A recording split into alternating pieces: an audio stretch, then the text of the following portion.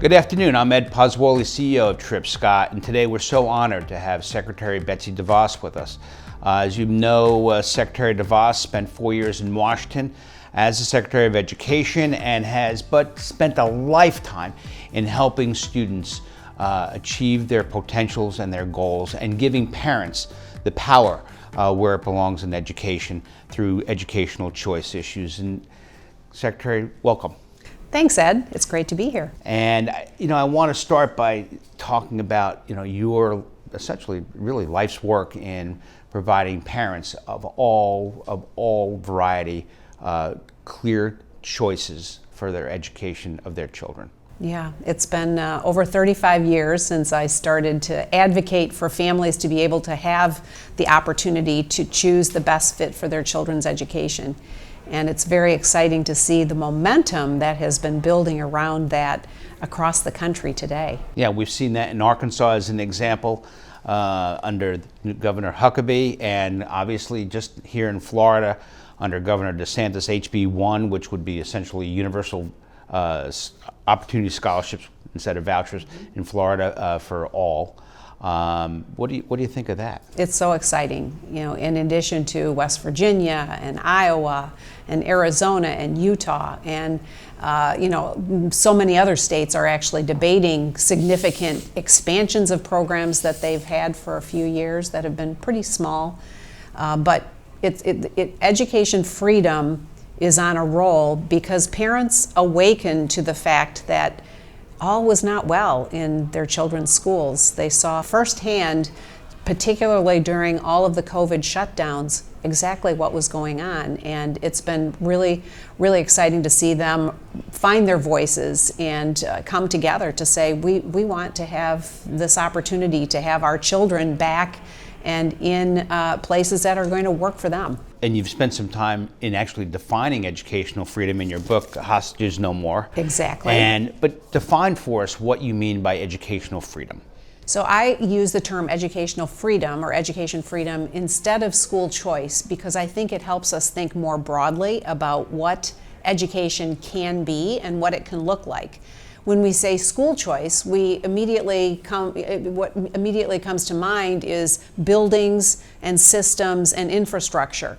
Well, not all education needs to have massive infrastructure. We are seeing a rapid surge in homeschooling and virtual schooling opportunities, and those are only going to continue to grow and get better and more prolific as more and more states give families the freedom to find that education fit. So the freedom is just not having the old thought about education was my child gets to go to a red brick building, gets to sit in a chair from 9 to 3 p.m. every day, and the teacher stands in front of the room and talks and teaches my child. That's no longer. Well, that's still going to work for many, many students, and that's great. But we should be able to think more creatively for those kids for whom that doesn't work. Sure. And when you look at that system, right, it's really 175 years old, brought as the industrial age was being introduced, right, and as you were putting students in one end, teaching them all the same things, so they came out the other end ready to go to work in factories, on lines, doing repetitive work. That's not the way culture is and society is today, or the economy. So no longer our economic need on that front anyway. Right. But let's talk about the two specific issues around providing some mobility or the different modes of education. So it's no longer just about my child sits in a seat for this number of minutes a day, a number of days, 180 days, whatever the mandate is. It is also about how the child progresses. Yeah. And so to allow the child to progress at their own rate, so it's about student achievement and success as much as it is minutes. Exactly. Well, those experiments in mastery models or achievement models, I think, are going to only grow from this point forward as well. And it makes sense. If you are able to, master a concept in math very quickly, you should be able to move on as quickly as your abilities allow you to do. And if it takes you longer, We know that math is a discipline on which you have to continue to build on the previous on the previous concept. So how today you just pass kids on from grade to grade because they spent the amount of time in their seat at their desk doesn't necessarily prepare them for the next steps. So I think mastery is going to be, and competency is going to be a real focus for these new innovative approaches to how kids learn. The second piece of that educational kind of transformation is also about time and place, meaning they don't have to be in the Red School building. They could be there sometimes, but they could also be online some other times, at different times, whenever they want, whether it's synchronous learning with a teacher involved or independent learning or asynchronous. Exactly. Well, and I think about a little school in West Michigan where I live. Now, those of you who haven't been to Michigan in the middle of the winter, it's very cold, there's often lots of snow, but this little elementary school is all outdoors year-round, every day, all day. The kids are outside all day learning through the middle of the winter, in rainstorms, whatever. But they're choosing to do that. They have wait lists for this school, and these kids are thriving. So it's just another example of thinking differently and meeting kids where they are, where their needs are, the way they learn. One of the things that you talk about is the parental empowerment piece. Why is that so critical in this new education freedom model? Well, because parents know and love their children the best, and they're the ones that should be making the decisions, and when they are empowered to do that, they're automatically more invested themselves in their child's education. You know, today, when so many students are assigned by their address and zip code, it's no wonder if parents eventually check out from that when they have no other option and no other choice. With choice and empowerment, with freedom, they're going to be invested even more heavily in that child's education and future. Are we seeing something different from some of the things that you pushed for when you were Secretary of Education versus what we're seeing now under the Biden administration? Yes, very, very different. We were pushing for education freedom policies, for student-centered and student-focused policies. The Biden administration has gone back to what the Obama administration was pushing through the Department of Education on every front, only farther and farther left. It is abominable to look at some of the things they are doing and the way they are focused totally around protection and expansion of the system, primarily headed by the teachers' unions, I prefer to call them school unions because I don't think they represent teachers very well at all. The school unions and all of their allied organizations, they are very focused on those organizations and those adult issues, not on what's right for kids. Let's talk about what's right for kids in your view, because look, the truth is that the real issue around education is more of a civil rights question in a certain sense. Some of the folks who do not have as much resources as some others don't have the alternative to go to a private school or go to a religious school where they have to pay tuition. How do we change that dynamic through your education freedom model?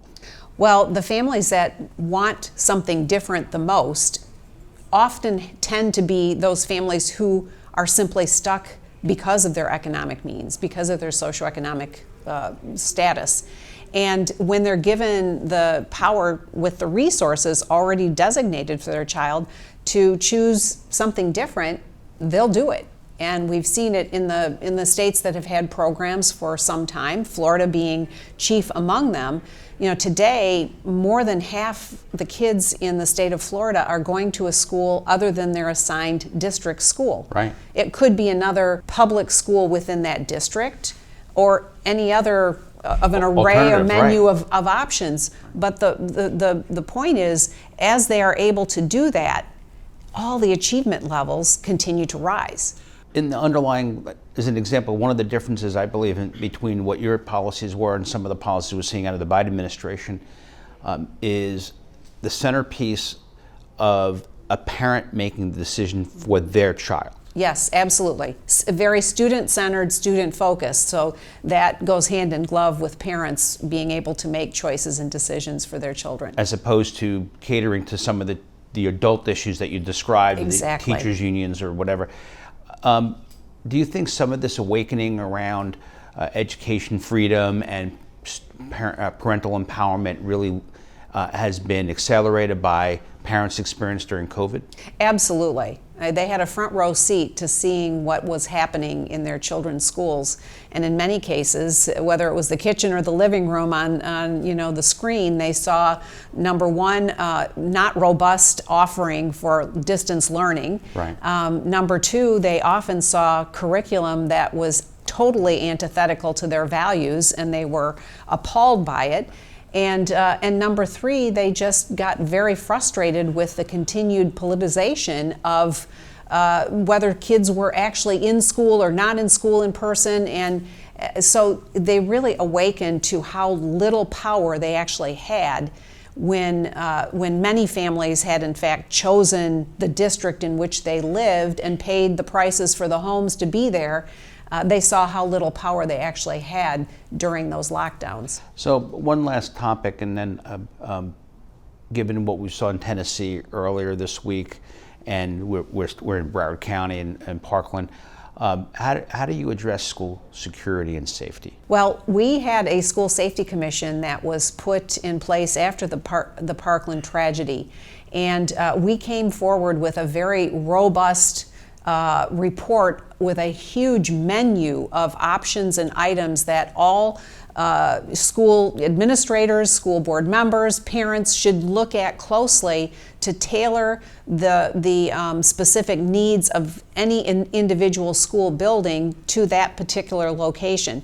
Knowing that what is needed for a school in, let's say, Kivalina, Alaska, right, is very different than Miami, Florida. Right. And so there was no one-size-fits-all approach, but really a real close examination of best practices and acknowledging that this is something that has to be taken seriously. It's not just something to put up on the shelf and think about when a tragedy occurs. If you're interested in learning more about fighting for education freedom, I would advise you to get this book by Betsy DeVos, Hostages No More. I want to thank you so much, not just for your work as Secretary of Ed, but your life work in helping bring choices and empowering parents. Thank you so much. Thanks so much, Ed.